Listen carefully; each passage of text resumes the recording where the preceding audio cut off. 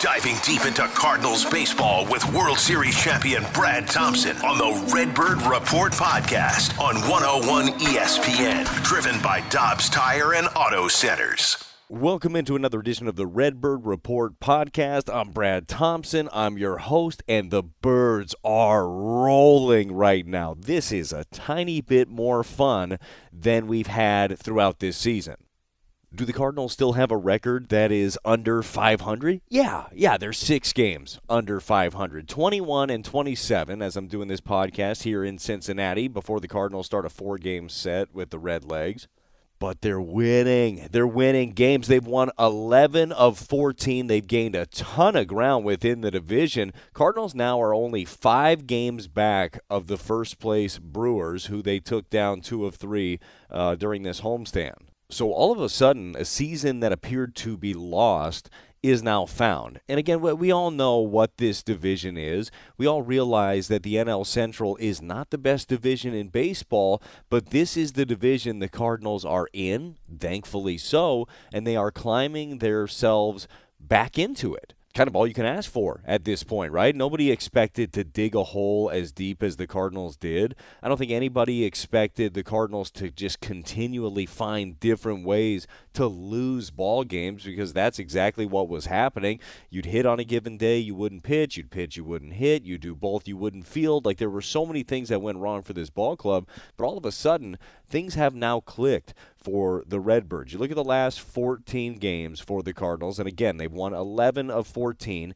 It is 4 straight series wins for the Cardinals. You remember for a long time, the first 11 actually, the Cardinals couldn't win a series opener. They're actually starting to get off on the right foot. You got to love that. But since May 7th, okay, here's the offense for the Cardinals. They're scoring 7.21 runs per game. That's first in all of baseball.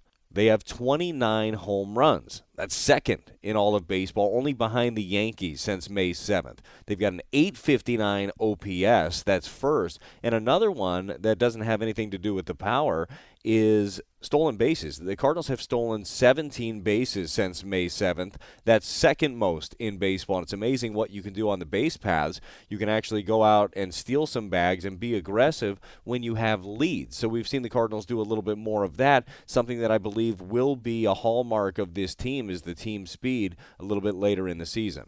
But something that we talked about in previous podcasts is the need for Nolan Arenado to get going. There is no success this year if Nolan isn't a huge part of it, and it was an incredibly slow start to the season for Nolan Arenado. You look at his first 29 games, all right, that's through May 2nd. He was hitting .233 with a .590 OPS. That ain't going to do it. That's not going to cut it for a guy that is in the 4-hole. They kept him there. They wanted consistency. They knew that at some point it would click. Nolan knew that at some point it was going to click. And I'm telling you, he was working as hard as he could. He was trying everything throughout that month, but it just wasn't clicking for him. He was disconnected. Well, he finally figured it out, because since then, all right, so May 3rd till now, he's hitting .352, 7 home runs. He's driven in 20, and you look at this 12-game hit streak that Nolan's on. He's hitting .408, 6 home runs during that streak, 16 driven in. He is a factor right now. He is a dude in this lineup, in this league, just like we've seen him be over the past decade. But now it's starting to click for him, and again, it's starting to click for the team while he's going. It's also clicked for Nolan Gorman all season long. He's got an 11-game hit streak. He's hitting .432 during this streak, 6 home runs, 16 RBI. By the way, he's playing a really good second base. He made a play the other day where he was coming in for a baseball, had to throw across his body near the bag at second base, and threw a dart over to first to get a speedy runner. He's doing everything that the organization could possibly want him to do. And all of a sudden, you look at that big boy leaderboard, okay? You're looking at the slugging leaderboard. It's not Ronald Acuna Jr. at the top of it. It's not Freddie Freeman, who terrorized the Cardinals over the weekend. It's not Mookie Betts. It is not that big monster in New York, Aaron Judge. You know who it is? It's Nolan Gorman, who is atop the leaderboard when it comes to slugging right now. He's got a 925 slug. He's got a 1425 OPS. That's tops in baseball as well. So all of a sudden you look at the middle of this order for the Cardinals, and it'll vary on given days. But generally right now you look at 2, 3, 4 of Goldie, Gorman, Arenado. By the way, how nice is it to be able to slot a left-handed hitter in between those two animals? Like, it changes the dynamic. It changes kind of how you have to attack late in games with your bullpen. But you have those guys that are feared. And then all of a sudden, off the top, you've got Lars Nootbaar, who gets on base at a high clip. You've got Contreras there sitting in the 5-hole on a given day that you feel really confident in him getting going. And we'll get into Contreras and the work that he's done behind the plate here recently in a second. But this is a real deal lineup that the Cardinals have. And this is what they are going to have to lean on throughout this season. They're going to have to outscore the opposition. The starting pitching has gotten better for sure, but it's still going to be an issue, or maybe issue is not even the right word, but it's not going to be the biggest strength of this ball club. The strength of this club needs to be the fact that they can blow teams out. And that's exactly what they're doing right now. Again, during this streak here of 11 of 14, they're scoring over 7 runs per game. When you look overall at this team's offense on the whole season, and we realize there was a lot of meat left on the bone early. Offensively, things weren't clicking. But here you are, nearing the end of May after an abysmal first month, and you look overall in Major League Baseball, not just the National League, the Cardinals are 5th in MLB in home runs. They've got 67 of them. They're 6th in extra base hits. They're 6th in average, and they're 5th in OPS. Like, this is where the Cardinals need to be. This is where they expected to be with this offense, and I think that this is what they expected with the pieces that they had coming in. Now, in fairness, I really do believe that they expected a tad bit more from Tyler O'Neill, who is currently on the IL, scheduled a little bit later in the week, hopefully, fingers crossed, to go out on a rehab assignment.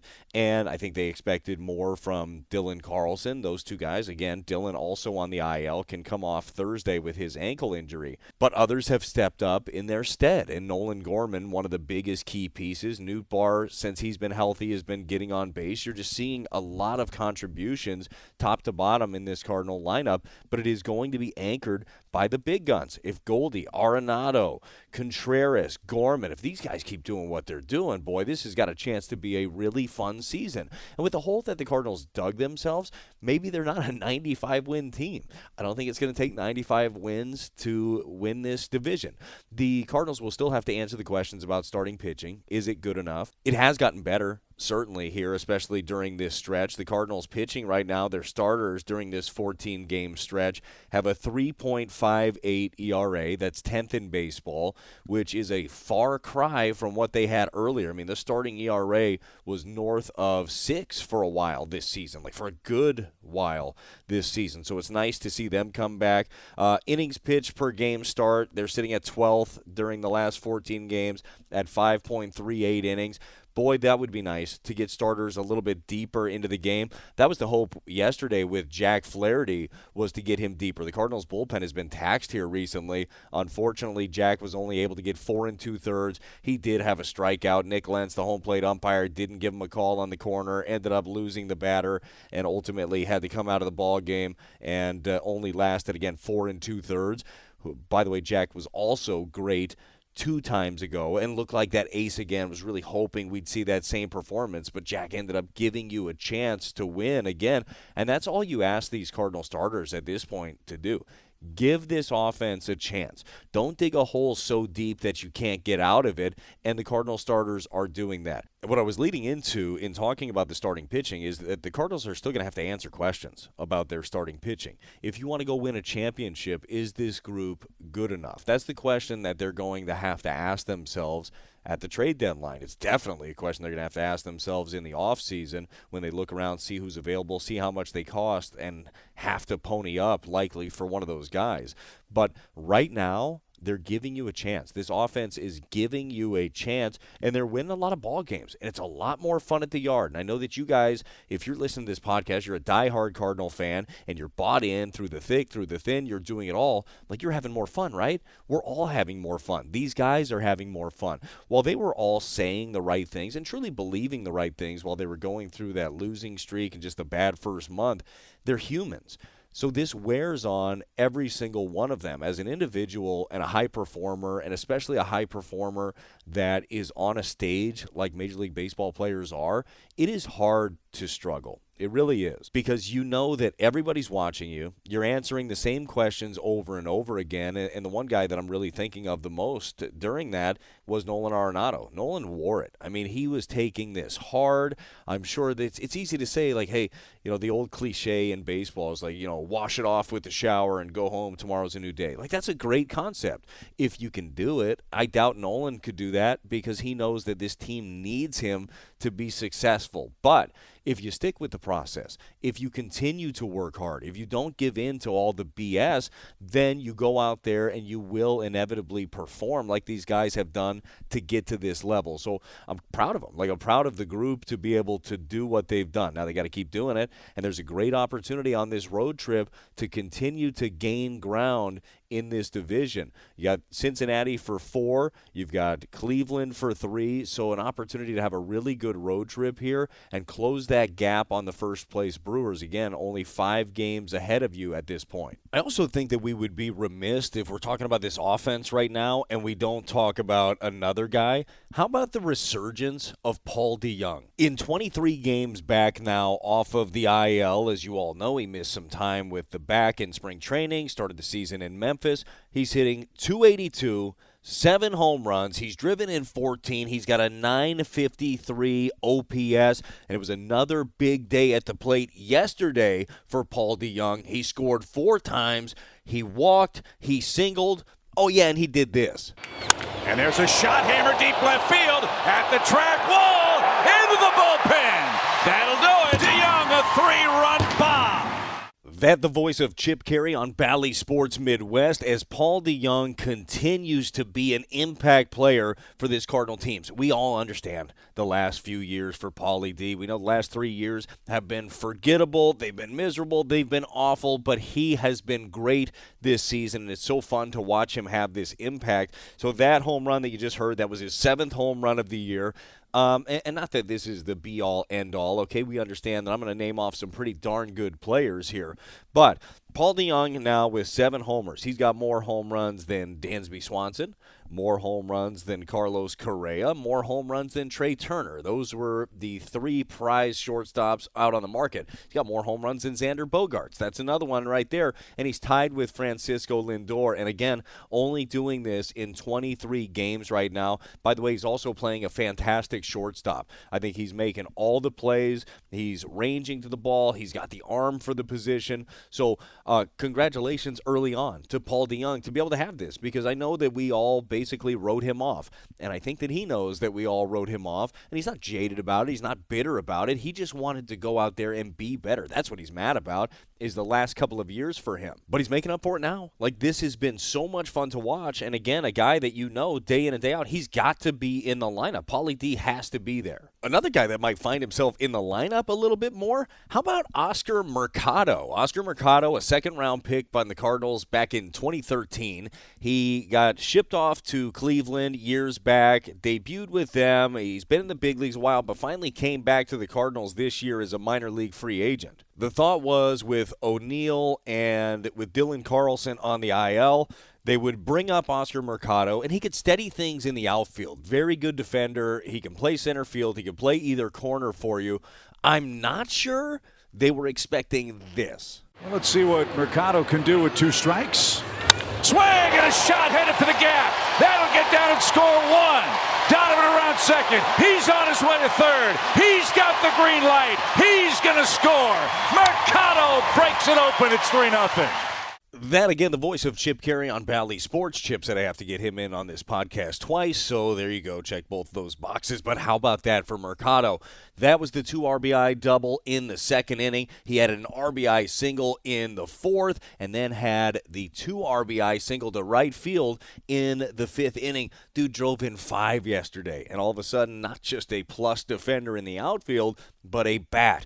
By the way, he has some wheels, too. His first game with the Cardinals, he stole 2 bags, including home on a double steal. So you'd have to think that Oscar Mercado is going to continue to get some reps. And that's like the fun thing. We've realized this over the years with the Cardinals, and it happens for every team. There are some guys that just come out of nowhere that make an impact. Maybe Oscar Mercado can be one of those guys. All right, let's quickly dive back into the Contreras situation. We all know the pause, the awkwardness, the bad optics of Wilson Contreras being briefly removed from the catcher position. A little bit less than 2 weeks. He was working solely as the DH, but he ended up coming back behind the plate, and the first one back behind the plate was Jack Flaherty. It was 2 starts ago now for Jack, and he was dominant. I mean, Jack went 7, didn't give up a run, punched out 10. He and Wilson were on the same page.